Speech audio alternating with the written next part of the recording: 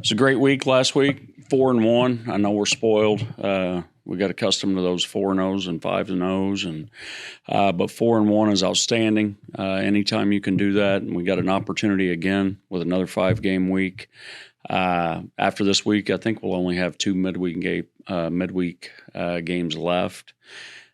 Took on Prairie View on Tuesday and got a good performance offensively and on the bump. And then a good La Tech team got us on Wednesday night, and first time in 16 games that we've been beat. Real proud of the way we responded because they just came in and beat us. They're a good group too.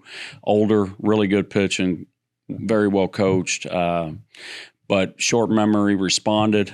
Great outing again by Armand and LP Friday night. And then the freshman, Chase Morgan, stole the show, him and JT on Saturday. And then what can you say about Carson Fluno? And, that's going to be a no-hitter if the ball doesn't hit the bag. I've got no doubt about it. And obviously I've never seen that before. But just pitched the snot out of it all weekend and defended it extremely well. Did enough offensively. We're sputtering a little bit right now offensively.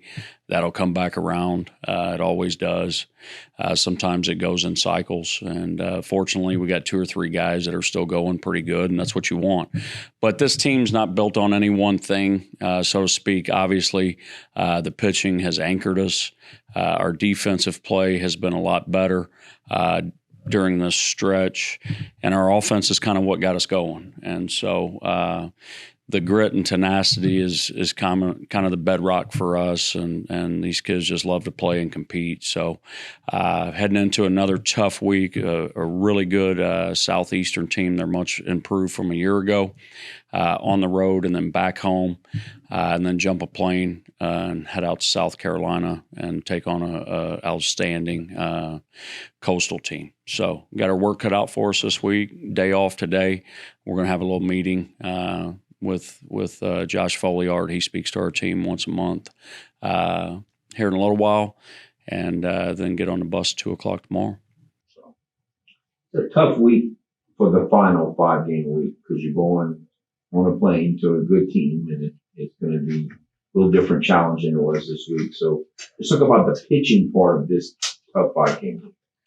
Well, that allows you to sleep at night, and for sure, I know every time we take the field, we've got a shot because we're going to pitch it, and we've defended it pretty well too as of late. When that hitting rolls back around, that's when you get extreme amounts of confidence, and it will. It's just a matter of time. Well, one thing about it, and we've had great crowds, and the student body's gotten behind us, which has been tremendous, like I've never seen before here, and the crowd propels us. But our ballpark, especially this time of year, one thing that can't be, probably overlooked, it's a tough place to hit. And, you can count 3 or 4 balls this weekend. Connor Higgs had one into the teeth of the wind yesterday. That's going to be a home run. Clay Wargo has one that's out of the park, comes back into the park. Debo has another one.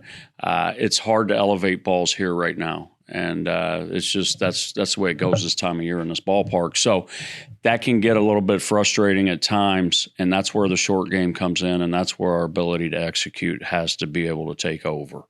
And I think that's why you've seen us play good some on the road too. Yeah, we miss this rowdy crowd, but some of the places that we've played have been a little more hitter-friendly at times too. We've got to do a better job, though, which we've done in the past, of using our ballpark to our advantage. And as you can, what'd you say they slugged this morning, like 100? Those extra base hits are hard to come by here sometimes, and that's why we've got to be able to execute at a high level. Now, this weekend, that mindset will change a little bit because of the hitter-friendly confines where we're going. But it's numbers in pitching, though. Like, you're going to have to throw a lot. You have great pitching, but you're going to have a lot of arms to have to throw this 5 game. Yeah, I think you're going to see that. Game will have to play out, but I think you'll see that more on Wednesday than you will tomorrow. Tomorrow I'll let JT go, and however long that is, if it's an inning, if it's 6 innings, I'm gonna let him go, and then we've got some big boys behind him And then Wednesday, I think you'll see Blake go out, get us off to a great start, and then a little bit more of guys that haven't been used as much. So as good as the pitching was this weekend, it was really good. How do you, as the coach, how do you judge what is good pitching against what may not be the most formidable of offenses? Well, I said that going in. The advantage was with us going in because of I knew we weren't swinging it great, but I also knew that they probably, just knowing how well we pitched, weren't going to be able to counter us. That might not have been the same with a different set of hitters, if that makes sense to you. But you do run in, like I used this example when I was talking to the coaches going into that series. A year ago was different. If we ran into a team that could hit, but their pitching was okay, I felt great about it because I knew we'd outscore them. But if we ran into a team and you saw it at the end, Miami, they can pitch and hit, that's when it starts to become a problem.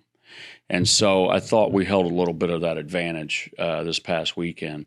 But you're exactly right, and I said it to you guys after the game yesterday, the stakes only go up from here. Okay, that's where all three components of the game have to continue to get better.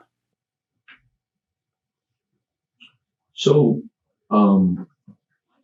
you rested some guys. It worked because you pitched great, but are we now, after this 5-game week, you really won't have that luxury very much from here on out? I don't think so. I want to try to keep some guys involved. That was twofold yesterday. Rest a few guys, keep some guys involved. All right, we're a team. And we're going to have to depend on some of those guys. You never know when the opportunity is going to come up or the situation calls for it. But also righties were hitting 408 off their righty. And so it's a little bit of matchup there too. And it was going swimmingly. First 2 innings. We've got to punch those runs in, though. That game, that should have been on a typical day for us, game, set, match right there. And that's why we're going to bases loaded squeeze right there. I didn't like the way we went down the hitter before. Chase. And then I watched the way we took that first breaking ball, and I just said that's enough. And so you're going to try to put an exclamation point on it right there with the squeeze, score 2 of them. And we're going to have a 4-run lead, which the way we had pitched it all weekend, that feels like an 8-run lead. This weekend at Coastal, you mentioned they struck out 32 times, but you struck out 26 this weekend. And they've done a bad job with giving away freebies. So how much of this weekend is not striking out, putting the ball in play, and not giving it? How about this upcoming weekend? Well, we've got to do a better job of putting in play if we want to accomplish the goals that we want to accomplish, because you're going to run into better pitching. And I'm not speaking about Marshall specifically because I thought they pitched the ball good. But just as a whole, to win this league, you're going to run through better pitching, okay? You're going to see better pitching. To win a regional, you're going to see better pitching. And the teams that are playing at the end, for the most part, and it's been the Astros formula during this entire 7-year run they've had, is they can drive the ball and they put the ball in play, and especially when they have to. And I think you've seen it's been a little bit contagious for us here lately on some silly punch-outs. I'll give you guys some numbers. When we attack any pitch you want to throw, fastball, breaking ball, change, doesn't matter. When you throw that pitch into what was going to likely be a strike, we're hitting 359 as a team. When you throw that pitch that's likely to be a ball and we go after it, we're hitting 162. It boils down to discipline at the plate, getting a good pitch, getting inside of it, and finishing it.